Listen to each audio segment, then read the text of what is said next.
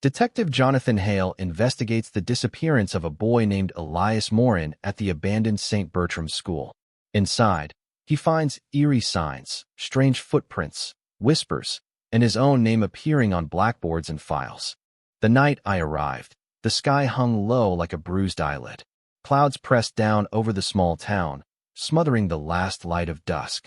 The road to St. Bertram's school wound through skeletal pines, their branches scraping at the roof of my car like the fingers of restless children. They said the boy, Elias Morin, vanished 3 nights ago, last seen near the old school grounds. Locals whispered about the place, how it closed 20 years back after the incident. No one ever said what that incident was, but every story began the same way, with that building's windows flickering at night, as though it remembered the days when laughter filled its halls. I parked beside the rusted gate. It was hanging open. That was wrong. Sheriff Kane had told me himself that the lock was still in place when they'd left 2 nights ago. Yet there it was, the heavy chain lying in the dirt, broken, not cut, but snapped, as if by something with strength far beyond reason. The air reeked of wet leaves and iron. I could taste the metal of my own fear as I stepped through the gate. My flashlight trembled in my hand, its beams slicing through fog that clung like damp breath. Somewhere deep within the building, something moved, a faint tap, tap, tap, like the sound of chalk scratching across a blackboard. It stopped the instant I lifted the light toward the entrance. The door, swollen from years of neglect, stood slightly ajar, just enough for me to see a sliver of blackness beyond. And in that sliver, for the briefest heartbeat, I saw the reflection of an eye, small, pale, and watching. Then it vanished that I pushed the door open, and it gave a long, low groan, like something waking from an unwanted sleep. The scent of mildew and dust rushed at me, thick and sour. My flashlight caught the glint of broken glass scattered across the floor like frost. The main hallway stretched before me, lockers lining the walls, their doors hanging open like crooked mouths. Some had been scratched, deeply, with names I didn't recognize. Others had something far worse, long gouges running through the metal, as if carved by claws rather than tools. My footsteps echoed too loudly, bouncing off the tile and coming back in strange delay. The air was heavy, damp, as though the building itself was breathing slowly in the dark. I passed a faded bulletin board. Papers still clung to it. Announcements, a class schedule, a photograph of smiling children in uniforms. The photo had water damage, but I could make out one boy standing apart from the rest, his expression oddly blank. Someone had drawn a circle around his face in red ink. Underneath, scrawled in shaky handwriting. He wouldn't stop talking to the wall. Something flickered at the end of the hall. I turned sharply, my light cutting across the old floor tiles. For a second, I thought I saw a small shadow dart into a classroom. I called out, "Elias, that you, kid?" Silence. Then, faintly, the sound of footsteps. Slow, bare feet slapping softly against tile. They stopped just outside the reach of my light. I stepped forward. The beam of my flashlight caught a wet footprint. Then another, small, leading deeper into the school. That's when I noticed the prints weren't fresh. They shimmered faintly, like they were made not of water, but of something darker. Something that hadn't dried in a very, very long time. The trail led me down the corridor, past peeling murals of smiling suns and stick-figure children. Their faces had blistered under time and moisture, twisting into something far less innocent. The smell of rot thickened with every step. The footprints stopped outside room 12B, a classroom whose door hung crooked on its hinges. Faded letters above the frame still read Miss Abernathy's class. I pushed it open, and the sound it made was soft, reluctant, like it didn't want to disturb what was inside. Desks were still arranged in neat rows, their tops carved with the graffiti of forgotten students. J plus M forever. Detention sucks. Help me. The last one looked fresh. Too fresh. The blackboard at the front of the room was covered in chalk marks, frantic, looping lines that formed no words. I approached it, the beam of my flashlight trembling slightly. As I got closer, I realized it wasn't chalk at all. It was scratched in, layer after layer, by fingernails. The tips of several nails still clung to the board, embedded in the grooves. Then came the whisper. Soft, behind me. A child's voice. "He's still here." I spun around, light cutting through the dark. Nothing. Empty desks, overturned chairs, and the faint sound of something rolling across the floor. A marble. It stopped at my shoe. Blue glass, cloudy in the center. The kind kids used to trade on playgrounds. I picked it up, and the air temperature dropped sharply, the windows frosting over from the inside. My breath came out in mist. And then, every desk lid in the room slammed shut at once. A deafening crack that echoed through the school. When the sound faded, a faint line of chalk appeared on the board, written by no visible hand. "Welcome back, Detective Hale." For a long moment, I just stood there, marble clenched tight in my palm. My name written on that board. No one alive should have known I was coming. No one but the sheriff, and even he didn't know I'd come tonight. The air felt wrong. Too still. Even the dust seemed to hold its breath. I stepped backward out of the classroom, my light shaking over the walls. The footprints were gone. Only a faint smudge on the tiles where they'd been, as though they'd sunk into the floor itself. At the end of the hall, a sign pointed left, administrative offices. Records. If there was any truth to be found, it would be there. The record room door was locked, but the wood had rotted soft with time. One push, and it gave way, spilling the scent of paper and mildew into the hall. Files lay everywhere. Open, soaked, scattered. Student records, attendance sheets, faded Polaroids. I knelt to read a few. Morin, Elias. His name came up again and again. Reprimands for talking to corners, refusing to participate, seeing people who aren't there. And one more note, dated the week before the school closed. Do not let Elias near the sub-basement. He knows. The flashlight dimmed, then flickered violently. The room filled with a faint static hum, the kind that makes your teeth ache. Papers began to rustle, though no wind moved. Something was turning the pages. Not one at a time, but all at once, 100 sheets fluttering together until one single file lay open on the floor before me. Not Elias this time. It was mine. Hale, Jonathan. Investigator. Date of enrollment, November 7th, 1985. My throat went dry. I was born in 1985, but I'd never been anywhere near this town until now. From the darkness behind the file cabinets came the soft, unmistakable sound of breathing. Slow. Wet. Too close. When I turned my light toward it, something crouched there, small and pale, with eyes too wide for its face. And it smiled. The thing didn't move at first. It just crouched there, its grin stretching wider the longer I stared. Its eyes caught the beam of my flashlight like wet marbles, reflecting far too much light. Then, slowly, it lifted one hand and pointed downward, toward the cracked floor beneath the file cabinets. The gesture was deliberate, almost polite. When I stepped forward, it scurried backward into the shadows, its limbs moving in quick, jerky bursts, like a film reel skipping frames. The flashlight followed it to the corner where a metal hatch lay half-buried under debris. A thin draft rose through it, carrying a smell of earth, rust, and something faintly sweet, something rotting. I hesitated. I should have left. Called Kane. Walked away. But curiosity, that old disease of detectives, got its teeth in me. The hatch groaned open. A cold breath rolled out, heavy as smoke. The beam of my flashlight plunged into darkness, striking the top of a narrow stairwell spiraling down into the foundations. Each step I took made the air colder. I could hear the building above creaking as though aware of me. The further I went, the more wrong the walls became. First stone, then brick, then something else entirely. They pulsed faintly under the light, damp and uneven, as though the earth itself had learned to breathe. About halfway down, I heard whispering. Not one voice, many. Children's voices, murmuring in unison. Their words came in waves, broken by soft laughter. And beneath it all, a sound like dripping water. Except it wasn't water. I reached the bottom of the stairs and found a long, narrow corridor. On the walls were drawings, crude crayon sketches of children holding hands, standing in front of the school. But over each face, someone had smeared a black circle. Every child except one. Elias. At the end of the corridor was a door with a broken sign hanging above it. One word, barely legible under the grime. Sanctuary. The whispering stopped. All at once.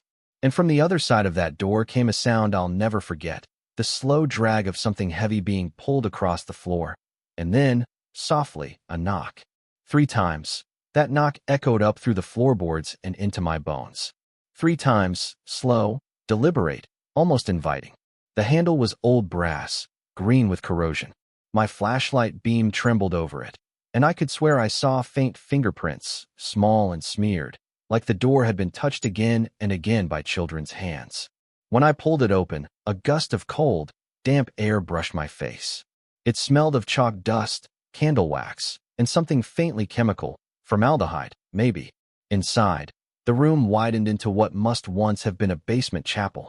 The ceiling arched low, covered in spider webs that looked silver in the beam of my light. Along the walls stood rows of old desks and school chairs, arranged in a strange half-circle around a crude wooden platform. On that platform sat a single school desk, small, metal legs rusted through, a child's name carved into the surface. Elias. There were candles on the floor around it, melted into thick puddles of wax. Some still burned faintly, though I had no idea how. And behind that desk stood someone. Not a child. Taller, but not grown. The skin looked gray under the light, eyes glassy, unfocused. He wore what must have been an old uniform, St. Bertram's colors, faded and stained. Elias Morin? I managed to whisper. He tilted his head slowly, bird-like. His mouth moved, but at first no sound came out. Then, softly, "They said you would come back, Mr. Hale." The way he said it, it wasn't surprise. It was recognition. I stepped closer, and the floor creaked under my boots. Something about the sound made him flinch violently, like he'd been struck. His hands shot up to cover his ears. And then all the candles went out. The dark that followed wasn't just absence of light. It was thick, almost wet, pressing against my face. I could still hear him breathing, fast, panicked. Then his voice again, whispering so close I could feel the air move at my ear. "They're still downstairs." My light flickered once, then came back on. Elias was gone. Only his desk remained. And underneath it, a trapdoor I swear hadn't been there before. Carved into the wood, one word, below. The word was carved so deep I could feel the grooves with my fingertips. The trapdoor looked far older than the wood around it, as if it had been built before the rest of the school ever existed. A small brass ring served as the handle. When I pulled, it came up with a muffled sigh and released a gust of air that smelled like cold stone and old rain. A narrow ladder dropped into blackness. I tested it with my boot, still solid, though slick with moss. My flashlight caught a glimmer of water far below. I hesitated only long enough to notice something carved into the underside of the hatch. "Do not answer when they call." I went down anyway. The ladder ended in a tunnel no taller than my shoulders. The walls were raw earth lined with wooden beams, the kind used in mines. The ground squelched beneath my shoes, and somewhere ahead a faint light pulsed in time with a slow, rhythmic hum. As I followed it, I began to hear whispers again, but not like before. These voices didn't echo. They vibrated through the soil, through my ribs, like they were speaking directly inside my bones. He came back. He never left. He promised to stay below. The tunnel opened into a cavern shaped like a long, low room. In the center stood what looked like a row of desks, half buried in mud, facing a collapsed chalkboard. The light came from jars placed along the floor, each one filled with a pale blue glow, fireflies, or what looked like them, swirling frantically against the glass. I bent to look closer. Inside one jar was a human eye, small and milky, floating among the lights. The hum grew louder. And then, in the corner, something moved. A figure crouched beside the chalkboard, scraping symbols into it with a piece of bone. I couldn't see its face, only the rhythmic motion of its arm. When it heard me, it stopped. Slowly, it turned its head. Its face was a blur of features, as if several faces were trying to occupy the same space at once, shifting in and out of each other. Eyes, mouths, whispers. "Elias isn't missing," it said, though its mouth didn't move. "He's remembering." And then it pointed to the wall behind me. I turned and saw my own name written there again and again in the dirt, hundreds of times, each one in a different hand. The beam of my flashlight quivered over the writing. The wall was dense with it. Hundreds of my names, Hale, Jonathan R., written in chalk, ink, even carved into the clay itself. Some letters were jagged, frantic. Others looked almost tender, as though written by a trembling child's hand. But below the last line, in darker strokes that gleamed wet under my light, was a single sentence. "He remembers what he did." My throat tightened. What I did. I whispered aloud, though the sound of my voice barely reached past my own ears. Behind me, the shifting figure stirred again, the blurred faces sliding into something almost human, almost mine. Every detective comes back, it said. You come to find the missing boy. You always do. But the boy was only ever looking for you. My pulse hammered. I took a step back toward the tunnel, but the air had changed, heavier now, as though something massive moved just beyond the edge of the dark. They weren't walls at all, just long curtains of fog. Beyond them, outlines of classrooms drifted like ghosts in aquarium glass. Desks suspended, pencils spinning in slow motion, faces pressed to invisible windows. Somewhere overhead a bell rang again, but this time its note rose instead of fell, the tone stretching higher and higher until it was almost a scream. Then silence. A whisper broke it. You shouldn't have left the class, Mr. Hale. Miss Abernathy stepped from the fog. Her dress was immaculate, though her feet left no prints on the floor. She carried a roll sheet clutched against her chest. You were marked present, she said, voice soft as chalk dust. You can't leave until dismissal. I backed away, but each step landed in the same place, as if the floor reset itself under me. She opened the roll book.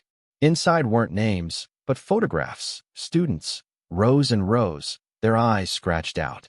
At the bottom of the list, a blank square waited. Beside it, my name already printed. You see, she murmured. You always come back to finish the lesson. I looked past her into the fog. Shapes gathered there. Children, dozens of them, their faces glowing faintly blue, the same hue as the jars below. Their mouths moved in unison. Tell the truth, Mr. Hale.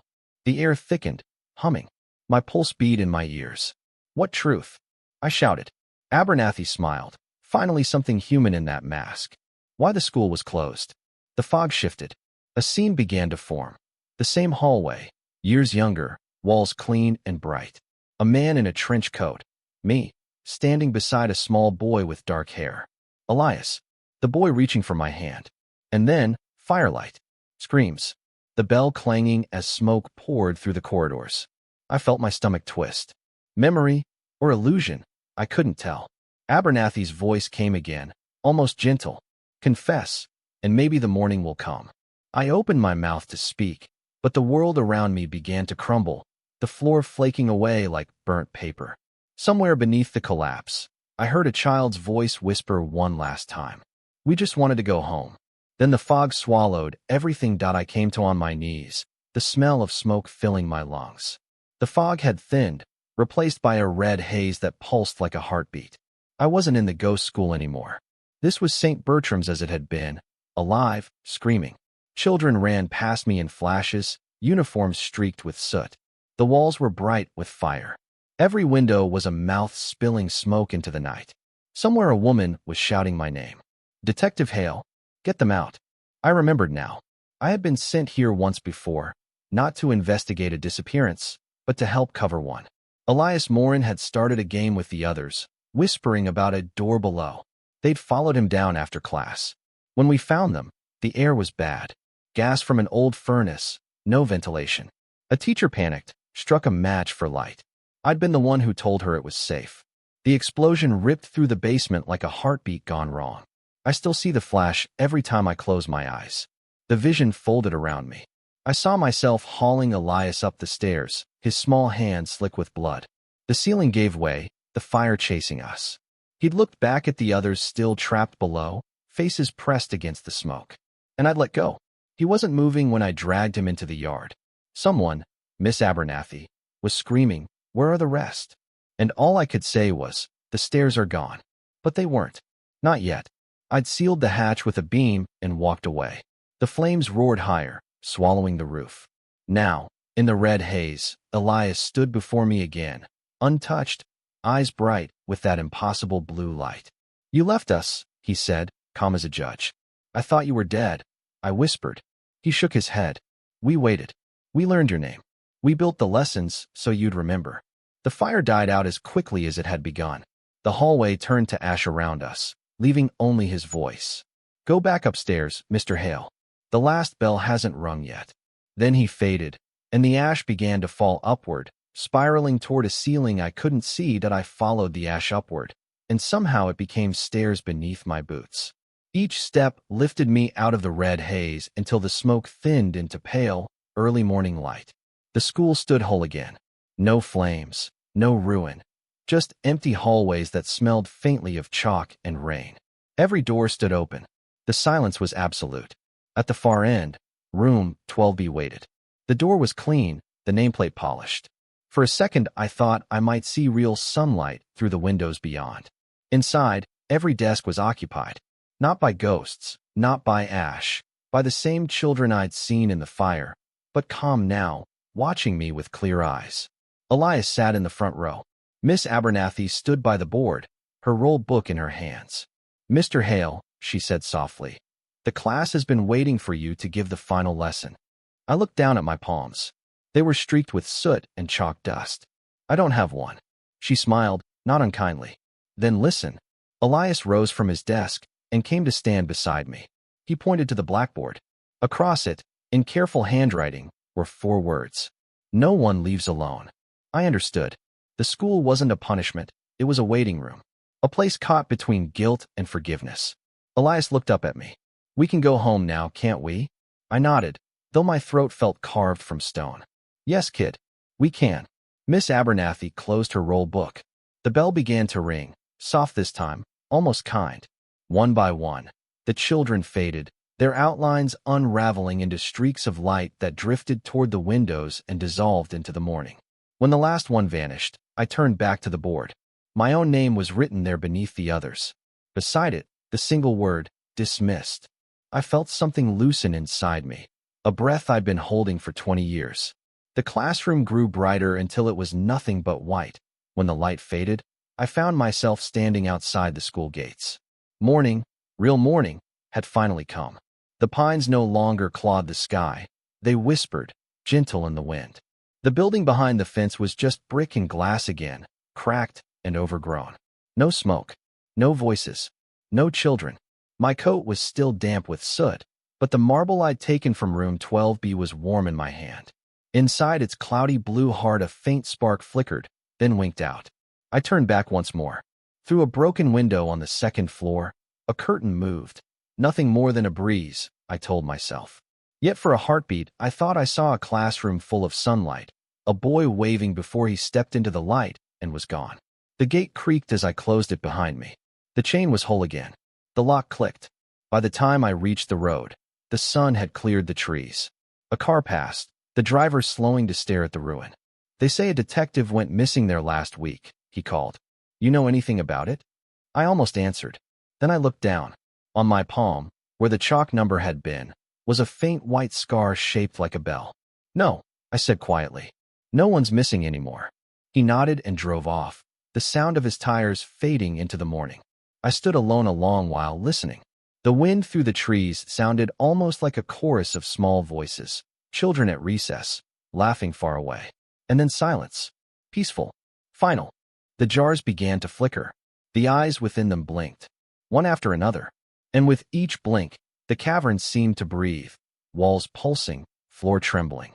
The desks that had been buried began to rise slowly, pulled upward by unseen hands. Then came the sound of laughter. Faint, echoing. Children's laughter, distant but drawing nearer. I turned my light toward the tunnel. Shapes were coming through it, small silhouettes, shoulders hunched, arms dangling too long. Their eyes reflected the glow from the jars like tiny mirrors. Elias's voice whispered through the hum, closer than before. "They said you'd forget, Mr. Hale, but forgetting doesn't mean it didn't happen." The tunnel behind me collapsed with a sudden thud of shifting earth. Dust filled the air. Trapped. The laughter was all around me now, dozens of voices circling in the dark. And above it all, one quiet phrase, spoken right at my ear. "Class is starting again." The jar shattered. Blue light poured over everything. And then, nothing but black. When I came to, everything was quiet except for a faint ringing. At first I thought it was in my head, the aftermath of collapse. But then I realized it wasn't random. It was rhythmic. A school bell. I was no longer in the cavern. I was sitting upright in a classroom. The sunlight through the windows was thin and gray, the kind that never warms a room. Dust drifted in lazy spirals through the air, and every desk around me was filled. Children sat there, motionless. Pale faces, blank eyes. Each one turned toward the front, where the teacher's desk stood empty. My heart lurched. On the board, written in chalk, was today's date, November 7th. And beneath it, in a child's hand, "Welcome back, Mr. Hale." I stood too fast. The legs of my chair scraped across the floor, a scream of metal. None of the children reacted. Not a blink. Not a breath. Then, in perfect unison, they all turned their heads toward me. Their necks moved in the same slow, mechanical rhythm. Their eyes were clouded, their mouths barely open as if waiting to speak. From the hallway beyond the door came the sound of footsteps, heels clicking, deliberate, steady. A figure appeared in the doorway, a woman in a long black dress, her hair pinned tight.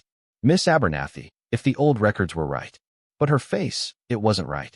Too smooth, too clean, as if it had been freshly made. "Good morning, class," she said softly. "Let's all welcome our new student." Every child raised a hand, fingers stiff and trembling. I stumbled backward toward the wall. "What is this?" I managed to whisper. She smiled. "It's your first day, Mr. Hale." Again, the bell rang once more, louder now, a shrill metallic pulse that made the glass tremble.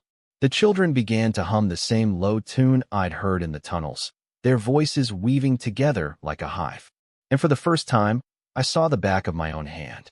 There was a faint mark there, a number written in chalk. 12B. The same classroom where it all began. The number on my hand wouldn't fade. Every time I rubbed it, a faint sting bloomed under the skin, as though the chalk were burned into me. I stepped out into the hallway. The light outside the classroom had gone wrong.